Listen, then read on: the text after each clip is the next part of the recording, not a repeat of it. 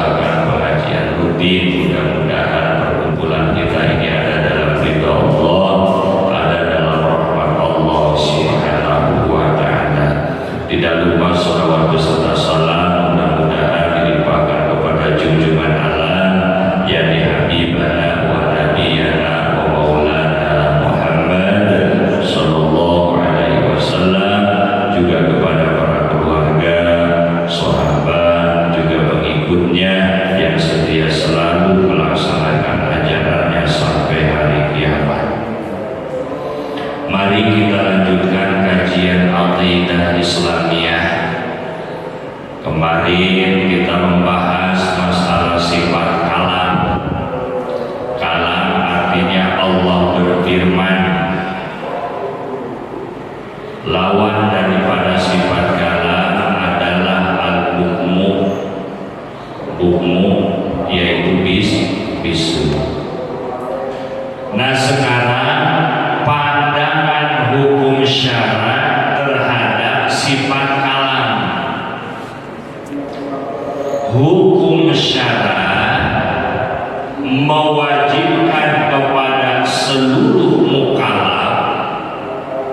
Siapa mukallaf? Orang yang balik dan berakal. Mukallaf agar mengitikadkan, agar meyakini bahwa Allah mempunyai sifat kalam. Kalam artinya Allah berfirman, Allah berkata. Nah, berfirmannya Allah tidak bersuara, tidak berhuruf. Apa jaminan kepada orang yang meyakini akan adanya sifat kalam pada Allah? Jaminannya dengan garansi sah imannya. Kenapa sah imannya? Sebab merupakan sebagian daripada aqaidul iman. Kan aqaidul iman itu ada 20 sifat yang wajib di Allah. Nah, dari yang 20 sifat yang wajib di Allah, yaitu sifat kalam. Makanya garansi sah imannya ketika meyakini Allah tersifati oleh sifat kalam, artinya Allah itu berfirman. Dan mendapat pahala bagi orang yang mengiktikadkannya. Kita diperintah beriman kepada Allah, kemudian meyakini daripada itu aqaidul iman. Dan aqaidul iman diantaranya yaitu sifat kalam. Maka orang itu akan mendapat pahala. Bahkan yang mengerikan, tidak sah iman. Tidak sah imannya serta akan disiksa bagi orang yang tidak mengiktikadkan, tidak meyakini akan adanya sifat kalam pada Allah. Makanya penting sekali ngaji aqaidul iman karena masalah tauhid. Kemudian yang kedua, asyari'. Allah dan Rasulnya membenarkan pendapat akal bahwa Allah mempunyai sifat kalam. Makanya kita belajar tauhid itu pikiran kita. Makanya wajar saja kalau umpama agama juga telah memberi petunjuk di dalam Al-Quran. Mana? Dalam surat An-Nisa ayat 64. Wa kallamallahu Musa taklima. Wa kallama, dan telah berfirman siapa Allah, Gusti Allah Musa kepada kanjeng Nabi Musa taklima, secara langsung. Nah, itu adalah dalil daripada sifat kalam. Kemudian proses turunnya Al-Quran. Nah, ini proses turunnya Al-Quran dan isinya. Kan yang namanya Al-Quran itu adalah kalamullah. Pertama, daftar yang akan ditakdirkan atau daftar takdir. Kematian, jodoh sudah ditentukan, rizki. Jadi daftar yang akan ditakdirkan, daftar yang akan ditentukan, udah ada catatannya. Jadi proses punya Al-Quran. Kemudian yang kedua, daftar kalamullah yang menjadi pedoman berikut perintah dan larangannya. Kan yang namanya Al-Quran isinya itu pedoman. Aqimus sholat, dirikanlah sholat. Dan itu perintah. Wala taqrabus zina, janganlah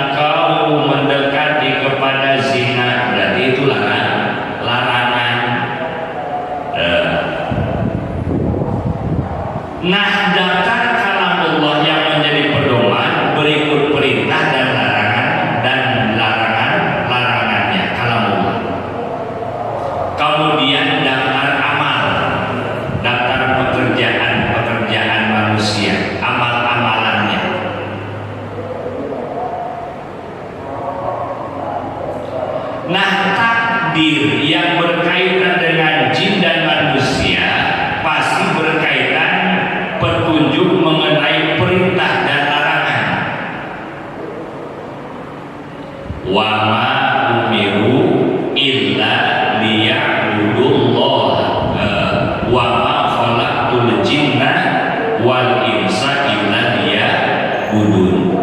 Dan tidaklah aku menciptakan jin dan manusia kecuali hikmahnya itu mereka supaya ibadah kepada sehingga tidak ada takdir atau tanjis hadis kudrot yang kosong dari siratal mustaqim, jalan untuk beribadah. Maka dari itu orang sekali hubungannya antara kalamullah dengan tanjisi hadis kudrot, sehingga proses turunnya Al-Quran atau asbabun nuzul Al-Quran dari Baitul Izzah, Baitul Izzah di langit keempat yang telah dibukukan dan ditulis oleh malaikat kiromal katibin.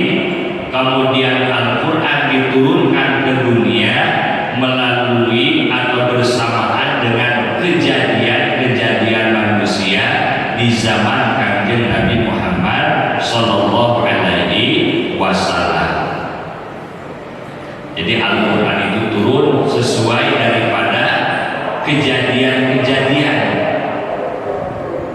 yang terjadi di zaman Kanjeng Nabi Muhammad Sallallahu Alaihi Wasallam.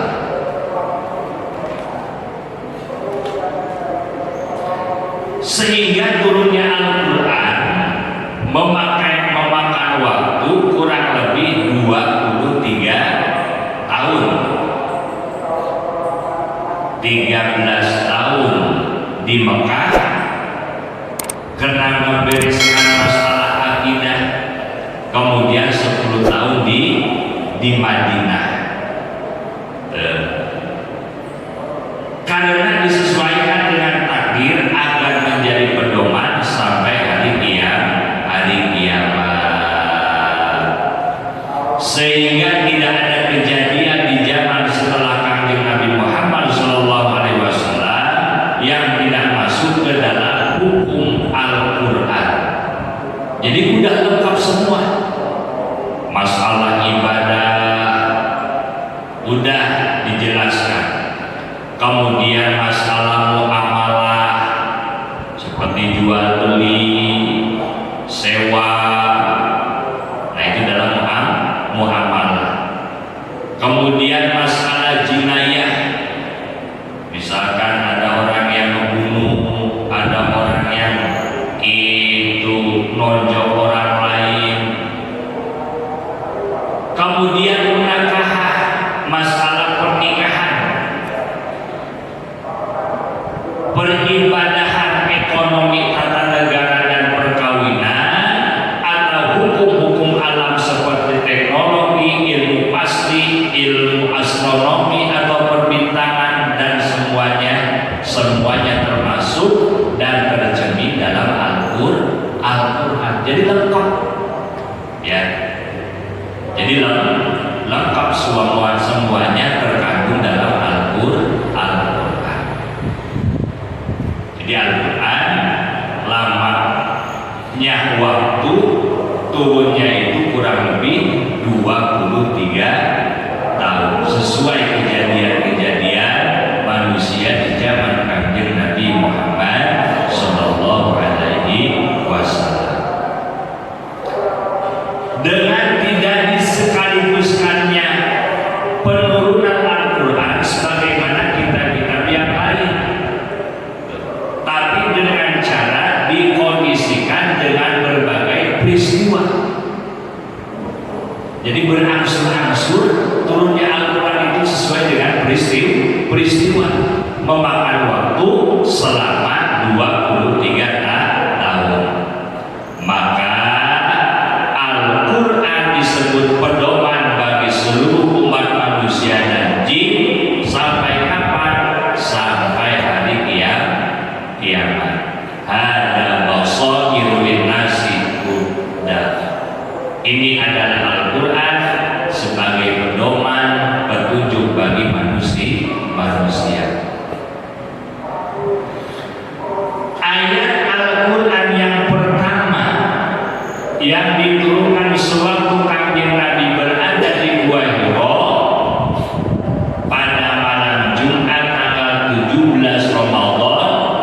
13 tahun sebelum hijrah.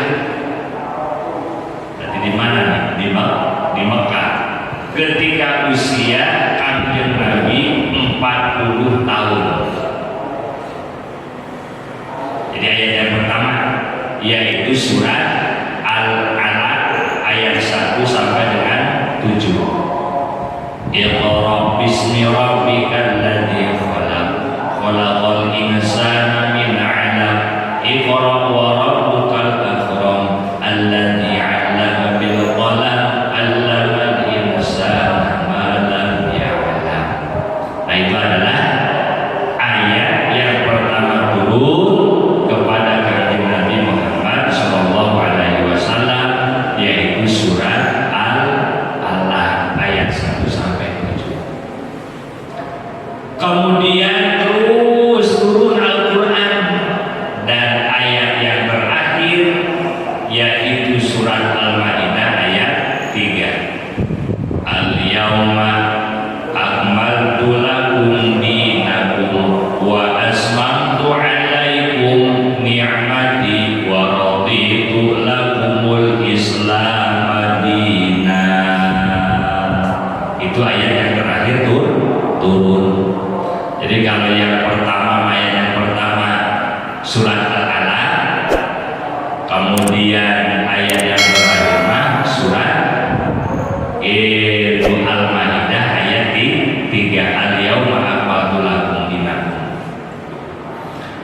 Nah, ayat ini menunjukkan kepada kita bahwa tidak akan ada kejadian atau situasi setelah turunnya wahyu yang tidak dapat dilayani dengan Al-Quran maupun dengan hadis. Al-yawma akmaltu, al-yawma pada hari ini, akmaltu aku sempurnakan, lakum untukmu, dinakum yaitu agamamu, wa asmatu alaikum dan telah kucukupkan kepadamu nikmat-nikmatku, wa raditu lakumul Islam dinan dan aku ridho untuk kamu al-Islam dinan, Islam itu menjadi agama. Nah, ini ayat ini menunjukkan bahwa tidak akan ada kejadian atau situasi setelah turunnya wahyu, turunnya Al-Quran yang tidak dapat dilayani dengan Al-Quran maupun Al-Hadis. Mau masalah apa aja, masalah ibadah dijawab, masalah muamalah dijawab, masalah munakahat dijawab, masalah jinayah dijawab. Jadi tidak ada permasalahan yang tidak terjawab. Jadi udah beres semua, masalah apa aja. Nah, menurut perhitungan Ibnu Abbas di dalam tafsirnya, isi Al-Quran itu pertama, dalam Al-Quran ini ada 1000 ayat perintah itu misalkan aqimus sholat, dirikanlah sholat, wa atuz zakat, keluarkanlah zakat. Nah, perintah ayat yang isinya perintah dalam Al-Quran yaitu 1000 ayat. Kemudian ada 1000 ayat larangan. Wala taqrabuz zina, jangan kau mendekati kepada zina. Berarti itu larangan. Nah, ayat yang isinya larangan dalam Al-Quran yaitu 1000. Kemudian ancaman, barang siapa yang kufur, ancaman yang ada di dalam Al-Quran ayatnya yang menerangkan ada 1000 ayat. Kemudian ayat yang isinya perjanjian ada 1000 ayat. Ayat yang isinya pemberitahuan kejadian-kejadian ada 1000 ayat. Kemudian kisah-kisah, kisah Kanjeng Nabi Ibrahim, Kanjeng Nabi Suhaib, Kanjeng Nabi Muhammad, Kanjeng Nabi Musa. Ada 1000 ayat tentang kisah-kisah. Kemudian ada 100 ayat nasah dan mansuh. Kemudian ada 66 ayat yang isinya zikir,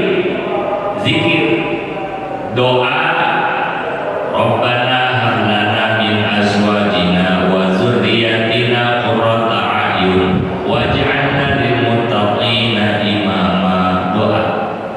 Kemudian tahmid, memuji kepada Allah, tasbih dan istighfar, itu ada 66 ayat. Tuh, ini menurut siapa nih? Menurut perhitungan Ibnu Abbas di dalam tafsir Ibnu Abbas. Maka jumlah semuanya 6.666 ayat. Semua ayat Al-Quran adalah qat'i, pasti benar dan tepat. Ayat Al-Quran yang merupakan dari ijmali ilmu usul fikih oleh para mujtahid. Jadi mujtahid itu orang yang mengerahkan kemampuannya untuk menghasilkan hukum, mujtahid. Maka ada yang menjadi wajib, haram, sunnah, makruh, mubah. Jadi perintah itu di dalam Al-Quran ini masuknya kemana? Apakah wajib? Apakah sunnah?